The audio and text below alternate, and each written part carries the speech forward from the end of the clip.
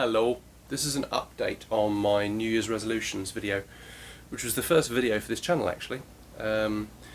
So, where are we? We are in April, it's a third of the year through, and so what have we done? We had 3 resolutions, I think. I'd be really worried if I had 10. I'm in serious trouble if I had 10. I think those 3 were blues lead guitar, slide guitar, because I'd got a slide for Christmas, and jazz chords. Okay, so here we go. Blues lead guitar, I haven't really done anything. Slide guitar, I've really done nothing. Jazz chords, I have done something on. So first off, I think the reason why I haven't really done anything on those first 2 is because I have spent so much time preparing the videos for this channel, and a lot of the songs that I've recorded so far were complete, but even then I didn't really know them that well, and a lot of them, if I played them in, on my own, I would just strum through them, and that's not particularly interesting, so I've had to think of arrangements for them, which has taken time. And the other songs, they were just fragments, so I've had to write lyrics, I've had to write music, so it's taken a long time. Almost every song takes a few days to prepare for this, which doesn't really leave time for much else. But what I have been doing is the jazz chord stuff, and it's been very useful, and the whole point of that was to expand my vocabulary on the instrument. So one of the things I've been looking at a lot recently is this, and it's been very useful for any number of things. It's helped me, it's got great jazz progressions, like a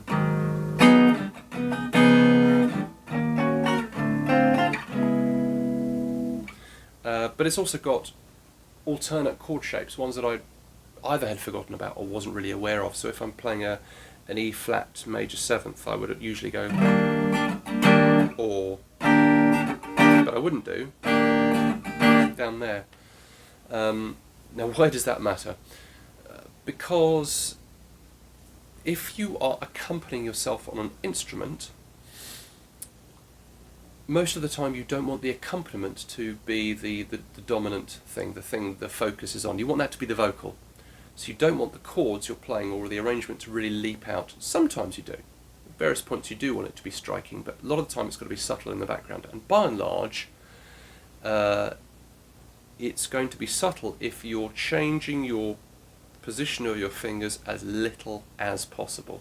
So if you're jumping around all over the place, apart from being visually distracting, the differences in sound will be much more marked. Whereas if you're keeping in the same sort of place, and this is true of piano as much as guitar, it'll be much more subtle, and that better supports the vocal. So this is why if you've seen the video that I did earlier, Do You See Me? Do you remember that one? So we focus our attention on the one that got away. It had that bit in it that goes, drift moving on means drifting slowly, anchored to our yesterdays. Now that is a C sharp minor 7th. Prior to that video I'd have always played that chord here. So it would have gone, but here it descends. It's a much more subtle arrangement.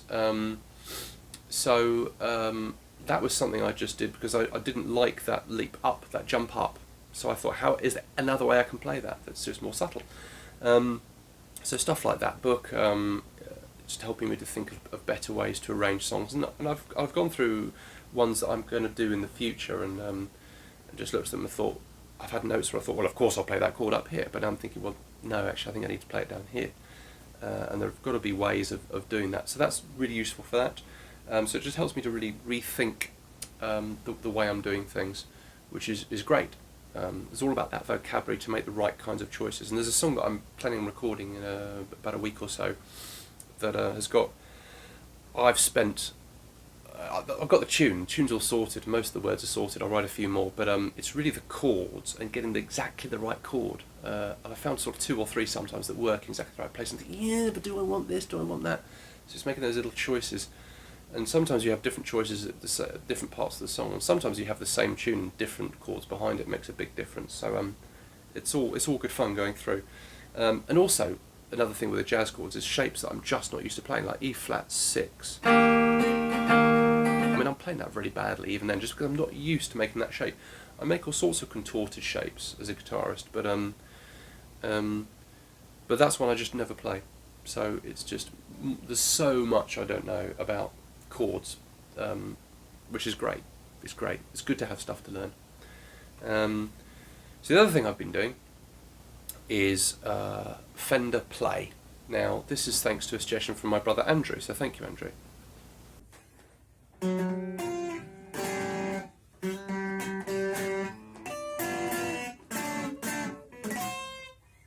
You're welcome, James.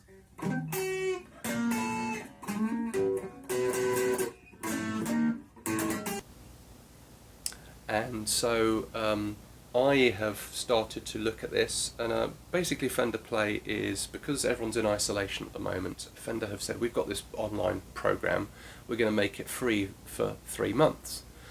So you go on there and you say, well, I want to look at electric guitar or acoustic guitar, and they've got pop, course, blues, folk, rock, and you can learn different things on them, and they have tuition videos you can play along with and exercises you can practice afterwards, and it starts from a very, very basic level. I mean, how do I pick up a guitar? Basic. So, but then it sort of goes on to stuff, and I was actually very interested to see how some of the stuff they introduce early on is stuff that I didn't learn until much later on, in terms of even chords. So it's good. Check it out. I'm about halfway through the pop course at the moment. And I'll do another one after that as well, because it was very early on. They were saying, yeah, you should hold a plectrum, a pick, if you call it that, like that. And I'm thinking, been suspecting for quite a while now that most people seem to want you to hold one like that, and I just don't do that. I hold mine very differently, and I've spent about a week or so thinking I probably should try and change my strumming, but I'm probably going to stick with what I'm used to. I'll try it a little bit more, but we'll see where it goes. So I've been doing Fender Play, and as I say, I would recommend that. It's very interesting, and it'd be good for. One of the problems with learning on your own is you miss stuff, you jump past stuff that perhaps you should have absorbed, and this is going to be really great for plugging gaps. And the whole point of this channel really for me is apart from getting songs done, is enjoying playing the guitar and picking it up, and it's such a good incentive for it. So all of that stuff's good. Other than that, thank you very much for watching the videos so far, and I will see you on the next one. Cheers.